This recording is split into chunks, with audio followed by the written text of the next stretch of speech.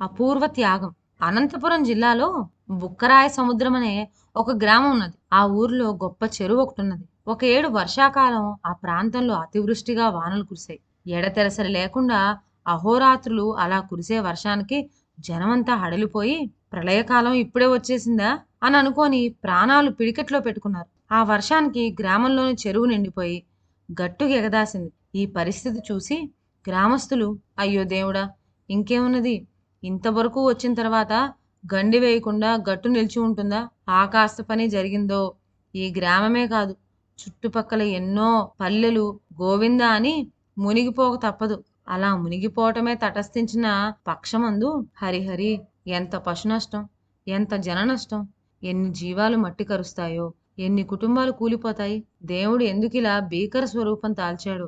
అకారణంగా మరణించటానికి ఇంతమంది చేసుకున్న పాపం ఏమిటో అని పరిపరి విధాలా యోచనాలు చేసాగారు. జనమంతా ఈ విధంగా మహాకారాలెత్తి పోతూ ఉన్న సమయంలో ఒకనికి మైకం కమ్మి ఆ మైకంలో ఆకాశవాణ్ణి, ఓ అబ్బాయి, మీ గ్రామంలో ఉండే ముసలమ్మ అనే ఆమెను బలి ఇచ్చినట్లయితే ఈ వర్షాలు వెంటనే ఆగిపోతాయి, ఆపద తొలగిపోతుంది అని పలికినట్లయిందట. కర్ణ కఠోరమైన ఈ మాట విన్న వాళ్ళందరికీ ఒళ్ళు జల్లుమంది. ఏమంటే ముసలమ్మ అనగా వృద్ధురాలు కాదు, పడుచుదే. ఆమె పేరు మాత్రమే ముసలమ్మ. ఈ ముసలమ్మ మంచి ఇల్లాలు, రూపసి, అత్తమామల పట్ల వినయ విధేతలు, భర్త పట్ల అనుకూలవతి, పైగా ఉదార బుద్ధిగల వివేకవతి. ముసలమ్మ అంటే ఊళ్ళో అందరికీ ప్రాణమే. అంతగా అందరకు ఇష్టురాలై తల్లో నాలుగుగా మసులుకుంటూ ఉన్న ముసలమ్మని బలి కావటమా? ఎవరు భరించగలరు ఇటువంటి మాట? అయితే ఊళ్ళో అందరూ కంగారు పడి తలా ఒక విధంగా అనుకుంటున్నారు. కానీ ఈ మాట చెవిన పడినప్పుడు ముసలమ్మ మాత్రం ఏమీ కలత చెందలేదు. ఈ వార్త ఏమిటి, పిడుగులాగా వచ్చి పడిందే అని గ్రామస్తులు పెద్ద మర్రి కింద కూడి విచారిస్తూ ఉండగా ముసలమ్మ అక్కడికి వచ్చి, అయ్యా, ఎందుకలా విచారిస్తారు? పుట్టిన ప్రతి జీవుడు గిట్టక తప్పదు కదా. ఈ పరమసత్యాన్ని రోజు మన కళ్ళతో మనం చూస్తూనే ఉన్నామాయ్.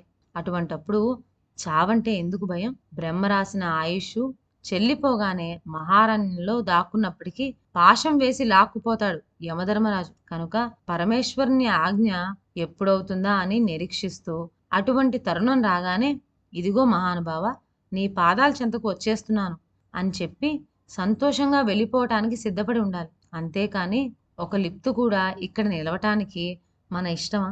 ఇంతకు ఈ భూలోకం అనేది మరొక ఉత్తమ లోకానికి మనల్ని చేర్చే ఒక నావ వంటిది. కాబట్టి మనం ఇక్కడ ఉండవలసిన నాళ్ళు మంచిగా చేతనైనంత వరకు పరోపకారం చేస్తూ కాలం గడిపి పిలుపు రాగానే వెళ్ళిపోవాలి. అదీ కాక ఎంతకాలం బ్రతికుంటే తృప్తి తీరుతుంది? దీనికొక హద్దున్నదా? అందుకనే కాకిగా కలకాలం బతికే కంటే హంసగా 6 నెలలు బతికితే చాలు అంటారు పెద్దలు. ఇప్పుడు ఆకాశవాణి నన్ను రమ్మంటున్నదంటే నేను తరించగల గొప్ప తరుణం వచ్చిందని సంతోషిస్తున్నాను. ఇంతమంది జనులు క్షేమం కోసం బలి కావాలంటే భాగ్యం మరొకటి ఉంటుందా? ఈ అవకాశం నా పుణ్యం కొద్ది కలిగింది కానీ సామాన్యులకు లభిస్తుందా? ఇటువంటి మరణం కావాలంటే దొరికేదా? కనుక ఈ విషయంలో ఎవ్వరూ విచారించకూడదు అంటూ చెప్పింది.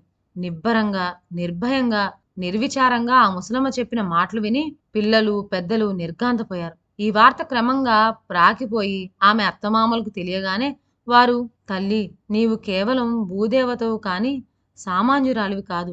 నీవు లేకుండా నిమిషం కూడా మేం బతకలేము. కనుక నీవు పోవద్దు మా అమ్మ అంటూ ముసలమ్మను కౌగులించుకొని ఏడవసాగారు. ఆమె భర్త అనేక విధాలా బతిమిలాడి కంటికి మింటిగా ఏకదాటిగా ఏడ్చిపోయాడు. ఎవరేం చెప్పినా ముసలమ్మ మనసు మారలేదు. బంధువులు బ్రతిమాలినా, భర్త పరిపరి విధాలా విలపించినా ఆమె నిశ్చయాన్ని మార్చుకోలేదు. నా ఒక్క జీవితం పోతే పోని, లోకానికి ఉపకారం చేయాలి. ఇంతమంది లోకుల ప్రాణాలు కొదవబెట్టి నేను బ్రతకటంలో సౌఖ్యం ఏమైనా ఉన్నదా?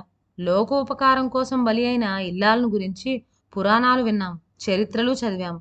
నాకు వారి వల్లనే పరుల కోసం ప్రాణాలు అంకితం చేయవలనని కుతూహలంగా ఉన్నది. ఇలా అంకితం చేయటమే నాకు జీవిత ఆనందం అని ఆమె తన నిశ్చయాన్ని వెల్లడించింది. ఈ నిశ్చయంతో ముసలమ్మ చక్కా తలదువ్వుకొని, మొగం నిండా పసుపు రాచుకొని, పెద్ద కుంకుమ బొట్టు పెట్టుకొని, పసుపు చీర కట్టుకొని బాజా భజంత్రీలతో బయలుదేరి చెరువు వద్దకు వచ్చింది. ఇసుక వేస్తే రాలకుండా మూగేశారు జనం. ఆకు అల్లాడినా వినపడటం లేదన్నమాట. అంతటి నిశ్శబ్దం ఆపరించింది. ఆ చెరువు దగ్గర అందరి దృష్టి ఇప్పుడు మందహాసంతో నిలబడి ఉన్న ఆ ముసలమ్మ పైనే ఉన్నది.